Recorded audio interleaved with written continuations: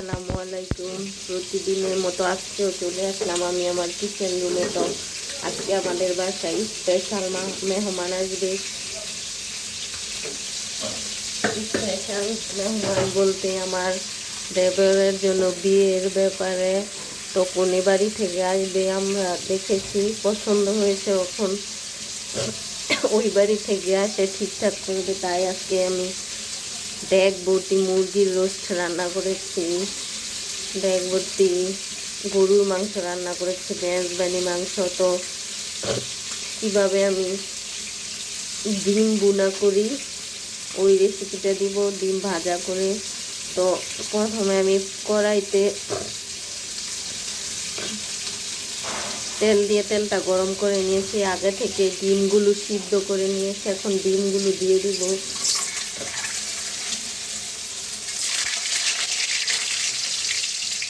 একদম কড়াইতে দেওয়া মাত্র হয়ে যাচ্ছে।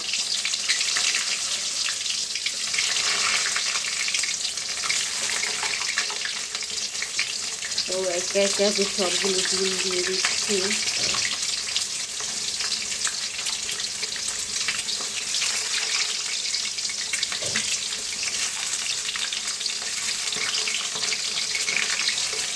তো ডিম দেওয়ার লাস্ট পর্যায়ে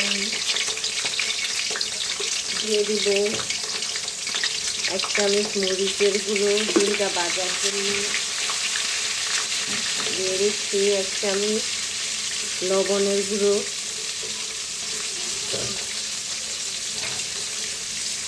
দিয়ে দিচ্ছি 1 চামচ হলুদের গুঁড়ো। এখন কড়াইটা নেড়ে চেড়ে সবগুলো উপকরণ মিশিয়ে নিচ্ছি।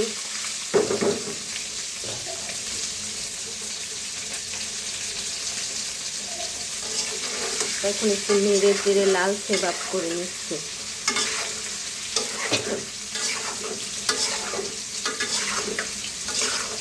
নেড়ে চেড়ে 2 পিঠে আমি ভাজা করে নিচ্ছি।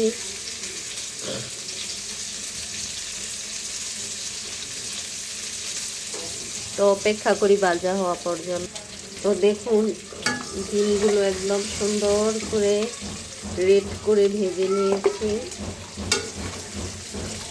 তো একটা চাকনির সাহায্যে উঠিয়ে নিচ্ছি, কারণ নয়তো তেল থাকবে।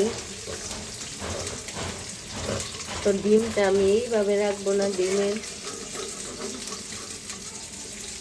কিছু সিস্টেম বাকি আছে।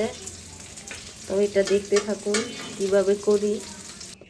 তো ডিমটা উঠিয়ে নেওয়ার পর এই তেলে আমি এই যে মরিচ আর ধনিয়া পাতা ভেজে নিব ডিমের উপরে ছড়িয়ে দেওয়ার জন্য।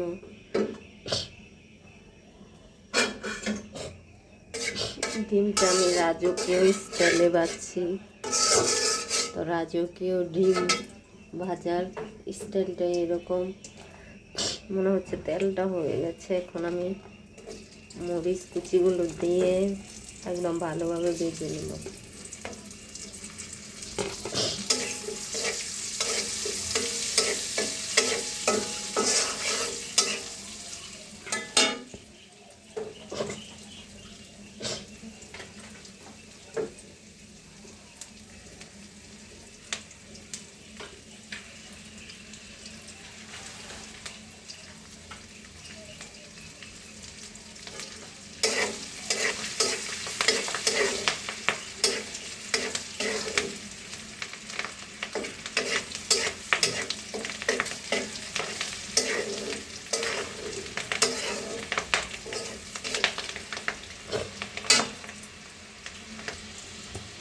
এই যে দেখুন মরিচগুলো ভাজা হয়ে গেছে। এখন এর মধ্যে দিয়ে দিচ্ছি ধনিয়া পাতা কুচি। ধনিয়া পাতা কুচিটা আমি এখন নেড়ে চেড়ে সুন্দর করে সফটভাবে ভেজে নেব।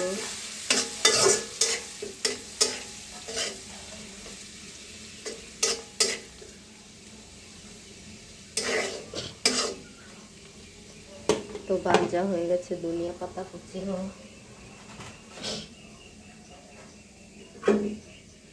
এটা কাঁচা কাঁচা রাখলেই বেশ ভালো হয়, কিন্তু সবাই কিন্তু কাঁচা পছন্দ করে না। ভাবলাম তেলে একটু ভেজে নিই। দেখুন গাইস, তো আমার রাজকীয় স্টাইলে ডিম ভাজাটা প্রায় হয়ে গেছে লাস্ট পর্যায়ে। তো মরিচ কুচি ভাজা আর ধনিয়া পাতা ভাজা দেওয়ার পর একটু পেঁয়াজ বেরেস্তা ভাজা দিয়ে দিচ্ছি।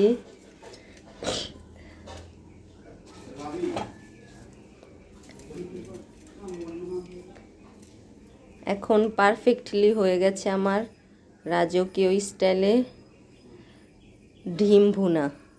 ডিম ভাজা। তো আজকের ভিডিওতে পুরো এক হাঁড়ি ভর্তি মেহেজবানি স্টাইলে গরুর মাংস রান্না করেছি। এখানে এক হাঁড়ি ভর্তি মুরগির রোস্ট রান্না হয়েছে কক মুরগি দিয়ে বিয়েবাড়ি স্টাইলে। তো আপনারা সবাই দোয়া করবেন, যে উদ্দেশ্যে আমি এই রান্না বান্না করছি ওই উদ্দেশ্যটা যেন সফল হয়। তো আজকের ভিডিও এই পর্যন্তই শেষ। আসসালামু আলাইকুম।